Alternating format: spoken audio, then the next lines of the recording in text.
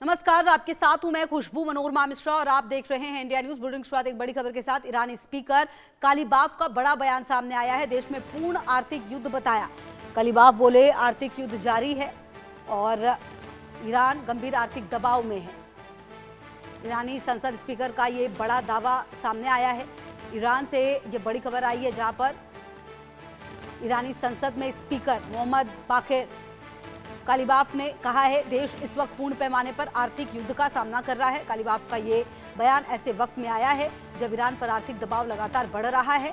उन्होंने मौजूदा हालात को सीधे तौर पर आर्थिक युद्ध करार दिया है। तो ईरानी स्पीकर की तरफ से, और देखिए पहले भी कालीबाफ की तरफ से ऐसे कुछ बयान सामने आए हैं जिससे ये पता चला है कि जो ईरान है वहां पर परेशानियां काफी ज्यादा हैं।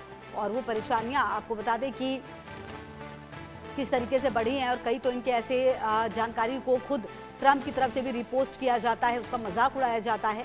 लेकिन कहीं ना कहीं ये जब ईरानी स्पीकर की तरफ से ये बात कही जा रही है तो इसका मतलब साफ समझिए आपकी किस तरह की स्थिति ईरान में है।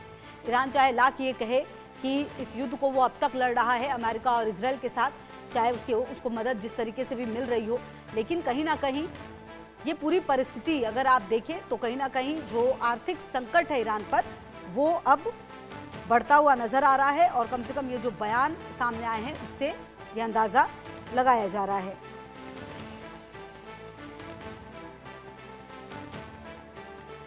तो कुल मिलाकर आपको बता दें कि ईरान में आर्थिक जंग का ऐलान होता हुआ नजर आ रहा है।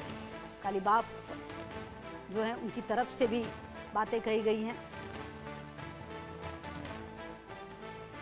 और पूरी ताकत से आर्थिक युद्ध में जो ईरान है वो जूझ रहा है और ईरान की जो परेशानियां हैं वो अब काफी बढ़ती हुई नजर आ रही हैं। और group captain U K Devnath sir retired मेरे साथ जुड़ गए हैं, रक्षा विशेषज्ञ। यूके देवनाथ सर, ये जो परिस्थिति है, ये जो कालीबाफ का लगातार बयान सामने आ रहे हैं, पहले भी इनके बयान सामने आए थे, अब एक बार फिर से इनका बयान सामने आया है, इन बयानों के क्या मायने हैं? क्योंकि इनके कई ऐसे बयान हैं जिसको रिपोस्ट करते हैं ट्रंप, उसके बावजूद इस तरह के बयान देना, खुद मानना कि आर्थिक जो स्थिति है वो काफी खराब हो रही है, क्या मायने इसके? देखिए, जब कालीबाफ इस तरह के बयान देते हैं तो दो चीजें हैं। एक तो उनका तात्पर्य है कि ईरान की जो वास्तविक फाइनेंशियल सिचुएशन है उसको कुछ हद तक मान लेना। इसमें देखिए ईरान की मजबूती को ही बढ़ाया जा रहा है। कालीबाफ जब कहते हैं कि ईरान को कुछ तरह की फाइनेंशियली दिक्कत हो रही है तो इसका एक ही मतलब है कि ईरान मानसिक रूप से जो भी फाइनेंशियल कठिनाइयां हैं उनको फेस करने के लिए तैयार है।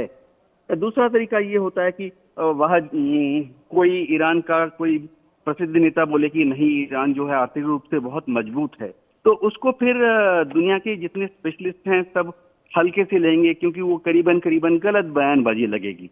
जी अच्छा सर, ये जो बातें कही जा रही हैं कालीबाफ की तरफ से, ये पहला मौका नहीं है, इससे पहले भी कई मौकों पर बातें कही गई। तो इससे सर एक बात तो तय है ना कि चाहे लाख ईरान ये कहे कि वो इस जंग को यहां तक लेकर आया है, लेकिन इस जंग में उसने खोया भी सबसे ज्यादा है और ये बात वहीं के संसद मान रहे हैं, तो ये हार ही तो है एक तरह से ईरान की। खुशबू, देखो किसी भी सी युद्ध में अगर एक नेता, खासतौर से पॉलिटिकल लीडरशिप जो नेशनल लेवल पर काम कर रहा है, अगर वो कुछ हद तक ग्राउंड रियलिटीज को जग को बताना चाहता है तो ये दिखाता है कि पॉलिटिकल सिस्टम ईरान में कितना मजबूत है। यानी उनको ना कुछ छुपाना पड़ रहा है और ना ही कुछ आर्टिफिशियली क्लेम करना पड़ रहा है। जैसे खुशबू देखो, पाकिस्तान का अगर हम याद रखें तो सिंदूर के बाद पाकिस्तान ने कितने बढ़ चढ़कर दावे किए थे जी। तो ईरान अगर बढ़ चढ़कर इस तरह के कोई ढकोसले नहीं कर रहा, उसका मतलब है कि उनको अपनी आवाम पर, जनता पर पूरा भरोसा है। खुशबू, ये पक्का है, इसमें कोई शक नहीं है कि जो इंटरनेशनल स्पेशलिस्ट हैं, चाहे वो वित्तीय क्षेत्र में काम कर रहे हों या फौजी तौर पर काम कर रहे हों, सबका आकलन है कि ईरान को नुकसान तो हुआ है, कमजोर तो हुआ है। लेकिन देखो, एक कमजोर व्यक्ति अगर ये मान लेता है कि वो थोड़ा सा कमजोर है तो वो शुरुआत है, सिचुएशन को वो काबू में करने के लिए तैयार है मानसिक रूप से। जी खुशबू। बिल्कुल। अच्छा सर, एक बात ये भी है कि हमने देखा है कि इस युद्ध के दौरान जो ईरान है उसने लगातार अपनी बातें रखी है। अमेरिका की तरफ से चाहे लाख मजाक उड़ाया गया हो, लेकिन जो बात अब आप सर कह रहे हैं वो बहुत ही सीरियस है कि अगर थोड़ी बहुत जानकारी मिल रही है, मतलब साफ है कि किस तरीके से ईमानदारी से तमाम चीजें हो रही हैं। सर, अब जो ये बयान आया है इसके बाद क्या ईरान की सरकार की तरफ से कुछ बड़े फैसले लिए जा सकते हैं? हाँ देखो, ईरान में तो डेमोक्रेसी है और सच्चाई बात यह है कि वहाँ अच्छी हेल्दी वाइब्रेंट डेमोक्रेसी है। कई खाड़ी के देशों में तो जैसे जहाँ पर सुल्तान है, किंग है, प्रेसिडेंट है, प्रिंस है, किंग, तो वहाँ तो कोई इस तरह का मंत्री बयान दे भी नहीं सकता है। ईरान में क्या है कि जो सत्ता है वो एक्सट्रीम नेशनलिस्ट लीडर्स से शुरू करके सेंटर या थोड़ा सा लेफ्ट ऑफ सेंटर लीडर्स भी हैं। तो ये दिखाता है कि वहाँ की जो टॉप लीडरशिप है उनको आजादी है कि वो इस युद्ध के बारे में, देश के बारे में कुछ बयान दे। कोई गैग ऑर्डर नहीं है सुप्रीम कमांडर से कि आप सिर्फ ईरान की तारीफ करेंगे, आंख बंद करके बड़े बड़े दावे करेंगे। ऐसी कोई हुक्म ऊपर से सुप्रीम कमांडर की तरफ से नहीं है।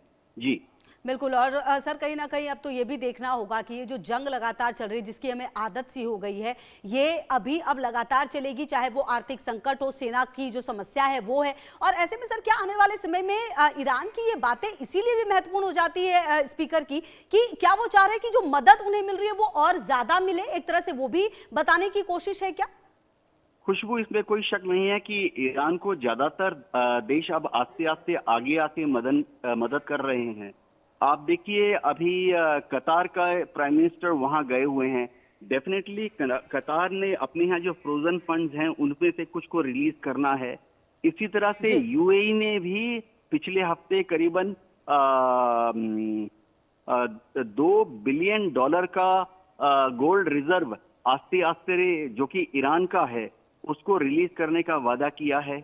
अभी हो ये रहा है कि ईरान के पक्ष में हवा थोड़ा बह रही है। ईरान में बहुत बड़ा गैस रिजर्व निकला है, 260 बिलियन बिल्कुल क्यूबिक सर, इस पर मीटर भी का। हमारी लगातार नजर रहेगी। बहुत शुक्रिया यूके देवनाथ सर आपका मेरे साथ जुड़ने के लिए और बात